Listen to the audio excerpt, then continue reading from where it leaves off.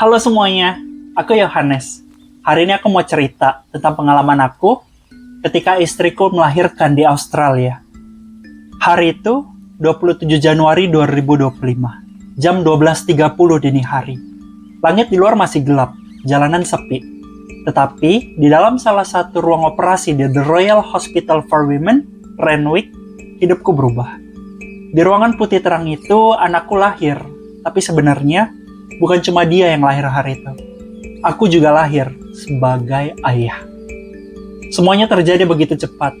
Kayak nonton film yang dipercepat, tapi perasaannya kayak slow motion. Istriku, wanita yang aku cintai, masuk ke ruang operasi karena tali pusar bayi kami terlilit. Dan itu bikin deg-degan. Kata dokter, ini harus segera tindakan sesar. Langsung. Aku ikut masuk saat itu. Aku pakai baju operasi biru kayak astronot. Pakai penutup kepala yang bikin rambut acak-acakan. Padahal rambutku udah gak terlalu panjang waktu itu. Aku duduk di samping istriku. Tanganku memegang tangannya. Dia gemetaran hebat.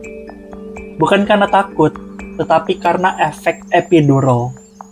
Sebagai suami, aku cuma bisa liatin. Aku berusaha tenang, tapi dalam hatiku, deg-degan parah. Kayak mau bikin beat EDM. Di dalam ruangan itu, bukan cuma 1-2 dokter. Banyak. Ada dokter kandungan, dokter anak, dokter anestesi, suster, perawat. Udah kayak konser band, tinggal kurang lighting.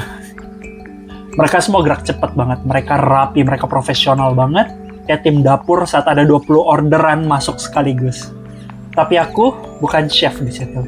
Aku cuma suami dan calon ayah yang duduk nunggu keajaiban. Dan lalu muncullah suara itu. Suara tangisan kecil, tapi langsung nusuk ke dalam hatiku. Aku noleh. Perawat ngangkat anakku masih merah, kecil banget. Tangannya mengepal, kakinya gerak-gerak lucu.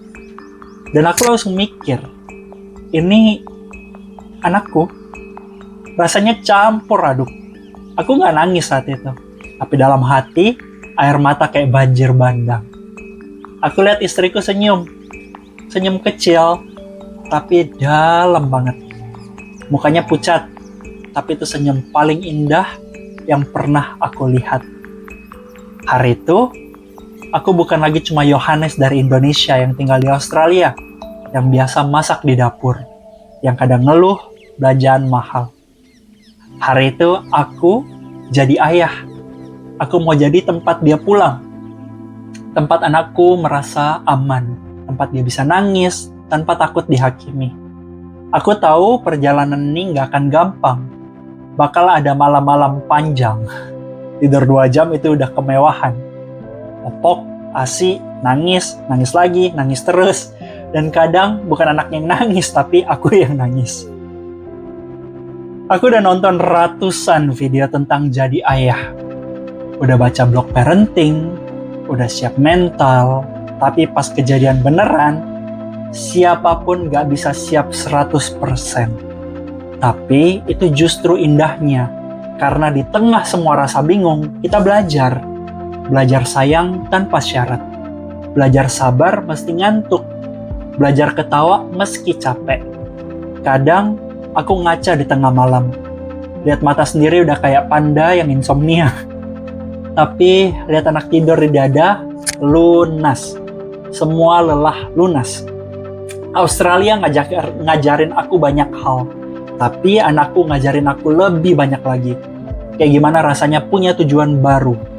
Gimana caranya jadi kuat. Walau badan remuk, sangat lelah. Aku sekarang ngerti kenapa banyak ayah-ayah di luar sana kelihatan serius. Karena mereka mikirin si kecil sambil ngitung pengeluaran rumah. Apakah cukup? Bagaimana cara manage-nya? Dan buat kamu yang mungkin lagi nunggu-nunggu kelahiran, atau baru jadi ayah, atau ibu, tenang. Kamu gak sendiri. Kamu capek, wajar. Kamu bingung, manusiawi. Tapi satu hal yang pasti, Tuhan yang kasih kamu anak ini, juga akan kasih kamu kekuatan buat menjaganya. Dan buat istriku, Aku tahu kamu nggak akan lihat video ini dulu, karena kamu juga lagi begadang. Tapi terima kasih ya, udah berani, udah kuat, udah lahirin anak kita. You are a hero. Bukan cuma buat anak kita, tapi buat aku juga. Dan buat kamu yang denger cerita ini, terima kasih udah dengerin ya.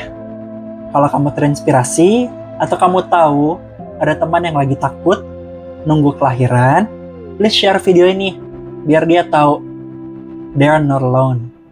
Mereka nggak sendiri. Dari aku Yohanes, orang Indonesia yang jadi ayah di negeri orang. Masih belajar, of course masih banyak salah, masih sering bingung, tapi akan terus hadir setiap hari. Subscribe, like, share, dan komen ya. See you di video berikutnya.